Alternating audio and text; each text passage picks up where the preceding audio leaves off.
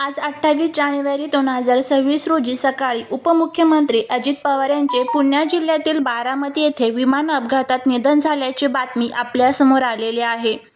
28 जानेवारी 2026 रोजी सकाळी 8:45 सुमारास हा अपघात झाल्याची बातमी येत आहे. ठिकाण हे बारामती विमानतळ आहे. पुणे जिल्हा. मुंबईहून बारामतीकडे येणाऱ्या चार्टर विमानाने बारामती विमानतळावर आपत्कालीन लँडिंग करण्याचा प्रयत्न केला, मात्र त्या दरम्यान विमान क्रॅश झाले.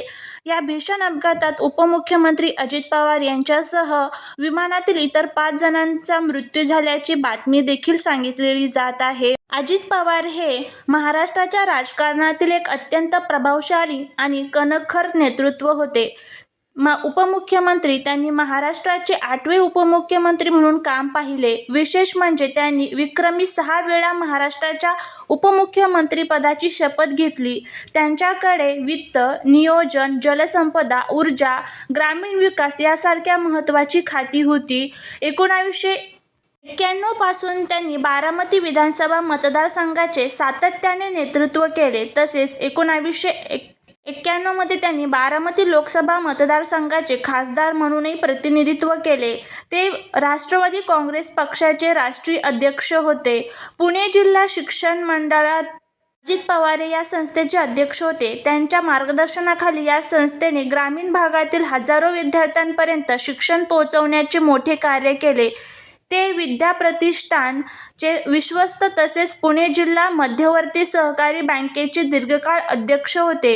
सहकार आणि शिक्षण क्षेत्रात त्यांचे योगदान अमूल्य होते. त्यांचं नाव पूर्ण अजित अनंतराव पवार.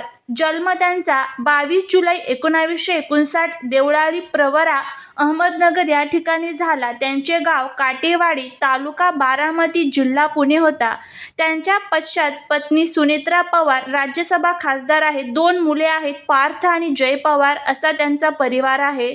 प्रशासनावर जबरदस्त पकड, शब्दाला जागणारा नेता आणि महाराष्ट्राच्या विकासाचा ध्यास घेतलेले व्यक्तिमत्व म्हणजे आदरणीय अजितदादा पवार.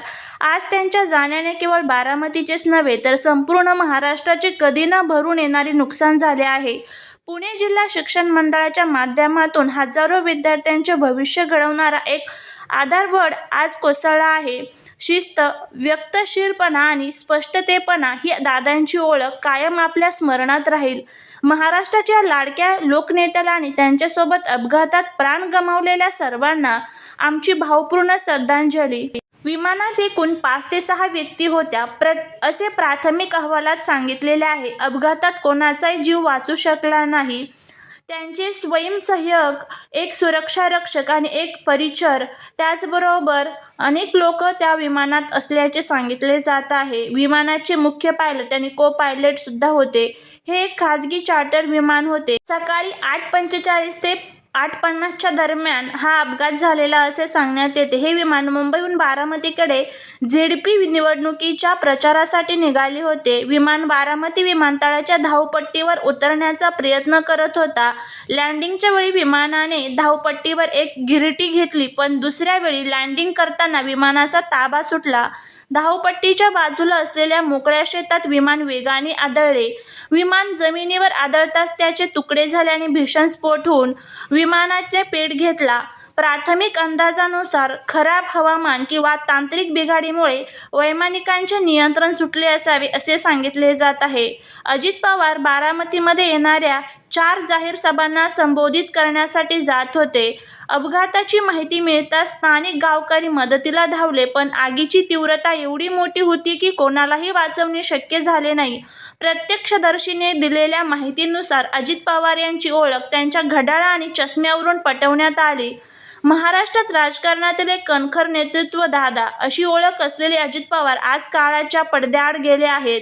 त्यांच्या जाण्याने बारामतीच्या विकासाचा झंझावता थांबला आहे. या कठीण प्रसंगी आम्ही पवार कुटुंबाच्या आणि त्यांच्या लाखो कार्यकर्त्यांच्या दुःखात सहभागी आहोत. आपण सर्वच अजित पवार यांना भावपूर्ण श्रद्धांजली देऊया.